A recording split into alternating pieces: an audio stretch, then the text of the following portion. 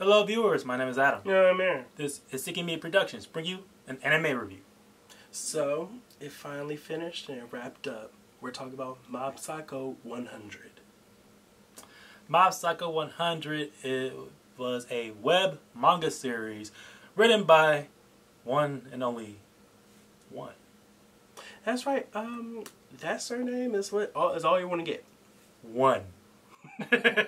But it seemed this actually having experienced this anime and been on this wild ride. All props to them, because wow, I really enjoyed this. Yeah, Studio Bones, the animation production firm that was able to do full 3 seasons worth of some of the best animated productions in the shonen genre. Written by, based on the One's comic, who is also known for One Punch Man. Which, I mean, it's kind of funny because these individuals, they're writing these particular super powerful characters in these most mundane settings, having to deal with these incredible issues and problems, but are so either completely over the whole concept of what's being thrown against them, or is so desperate to try and seek out a normal existence compared to all the crazy wackiness and chaotic aspects of their lives. It makes for an intriguing storytelling. Yeah, you're being overpowered, but yet that gets away with your own social life. And that is incredibly true when you look at the character of Mob, or Shigo Kageyama. So basically, the plot of Mob Psycho 100 is about him, a middle schooler, trying to really balance his emotions against the powers that he was born with. And the 100 part about the show is that essentially almost literally every episode is a countdown between whether or not he's able to collectively hold on to his grip towards his own abilities and the concept of reality itself, compared to letting go and exploding into this maelstrom of emotional and psychic ability that he is. That's almost always directed towards the antistic presence that is coming against him or his loved ones. Yes, and when he's not doing his schoolwork, he is accompanied with his mentor-ish character of Reagan, who he will at times go about and accompany him with doing odd jobs that are somewhat of the supernatural. Yeah, I mean, if you follow this particular series or you read the online manga series, the situation goes with Reagan is that he is a quote-unquote spiritual psychic. He is a quote-unquote psychic expert. Really, he isn't. He's a con man. He's a con man who's constantly utilizing Shigeo or Mob to handle these larger-than-life situations, which he's almost always trying to scrounge up a few more bucks. Yeah. But he does generally care about Mob in his own right, and does try to help him come out of his shell or express himself in better ways. And over the course of 3 seasons, they do go about though sometimes a ghost or apparition of the week, or they're going up against other psychics that are try to seek out Mob's power. Yeah, this show goes hard. Like I said, this show goes hard on those attacks and those situations. And more on that when we get into productions. But let's discuss more about the characters. Something which the show probably would not be as well defined as uniquely as it is if it wasn't for the supporting cast of the story. So yeah, basically it almost always revolves around these characters that come in and out of Mob's life, whether they are being the individuals that he meets at his local middle school, his family, and of course the individuals that he comes into contact with that are always fighting against him or think they're going to be the rival antagonistic forces going to try and drag him, or whatever their schemes are. Focusing on the family aspect, you have Mob's younger brother Retsu, who is directly tied towards some of those conflicts that lives within Mob himself. having to deal with a specific childhood event in which Mob lashed out in a sense, not necessarily out of any malice or purposefully, but that basically ended up hurting his younger brother, and in this sense had driven Mob to contain a lot of those emotional aspects that are the trigger towards his unique and powerful abilities. Yeah, so Retsu, his role, he himself, because he lives with his brother Mob, with such a powerful being, it's a tightrope that he has to balance, which is unfortunate with someone who's essentially the baby of the family. He takes on this almost, even though Mob is the older sibling in this situation, he's the most unstable. He is, exactly. He's very unstable. And in this case, it almost forces Retsu, in a way, to adopt the more responsible and older sibling role. In this case, that he is constantly trying to make sure that his brother is okay, or that he is trying to make sure that he doesn't lash us out again. Yeah, so because his parents, they either are oblivious to the concept of what their child truly is, or are so desensitized to the situation that they choose to go with a matter of out of sight, out of mind. Worthless. Obviously. Mob's schoolmates, they're actually like there's no secret that Mob is a psychic in the town, which is kind of that's the relief and the comedic context that comes with the series. That they absolutely know he's a super powerful being, but at the same time they don't necessarily know. At least they don't really care. They don't have an inkling. They know he has abilities, or they know that there's something special about him, but it's not necessarily the thing that is the most important concept to him, which is refreshing when you really think about it. Because at the end of the day, he's Mob has these abilities, but overall, they actually his classmates actually treat him more like just an average human being, and they're actually they're actually a lot more supportive in a lot of regards.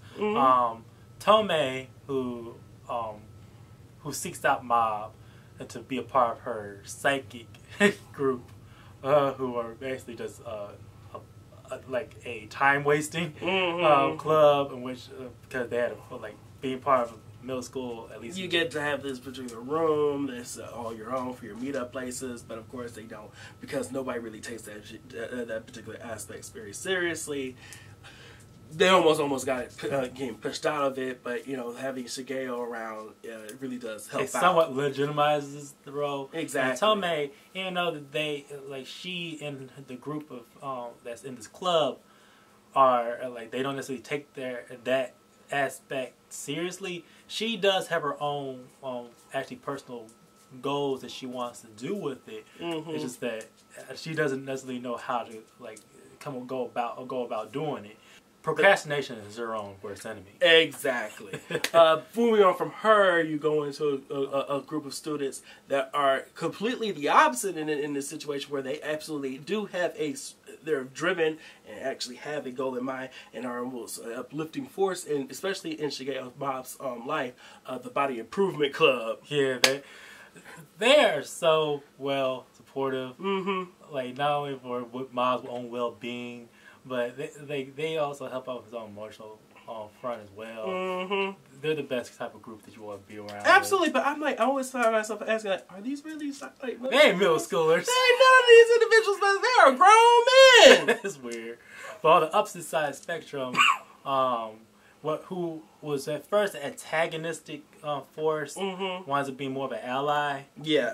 This is it happens much more earlier in the series. Is the character of Teru Hanazawa.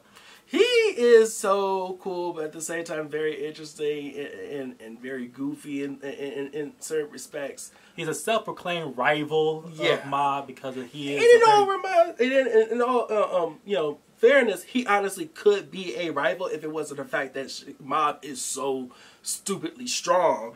I mean, he's not a pushweight by no stretch of the imagination. He has his own unique gifts, and he's very skilled. But with amongst the other psychics, there is a more sometimes at times main antagonistic force that is permeates for most of the series is a villainous organism, Claw, who is composed of a lot of their own psychic individuals. They go in and out of the series very few times. Very much. Their main focus is mainly on season 2. Where it's almost a situation where they are trying to take over things and world domination and stuff like that, try to prove just how powerful psychics are and how superior are. But that's the whole thing in and of itself. We are stepping over one of the more important side characters there is, and of course we're talking about Dimple. Yeah, woo, Dimple again, somewhat similar to Teru. Who begins the series as more of an antagonistic entity. This individual turns out to be probably one of Shigeo Mob's most closest and dearest friends, if it wasn't for the fact that Reagan exists. And he's that third conscious. Yeah. That, at times he can be the bad angel on Mob's shoulder, but he does strive towards what truly is best for Mob, or what does Mob really actually want out of life. Production wise, Studio Bones, who's known for producing animes like Full Metal Alchemist, both versions, Soul Eater, and the ongoing My Hero Academia. From all their past works, it feels very much that Mob Psycho is very much a passion project. Yeah, they do not. They pull out all the stops for this series.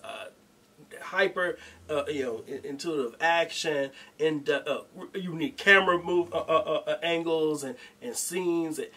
This show's got almost all. Yeah, this is the most consistent when it comes to high quality animation you'll find.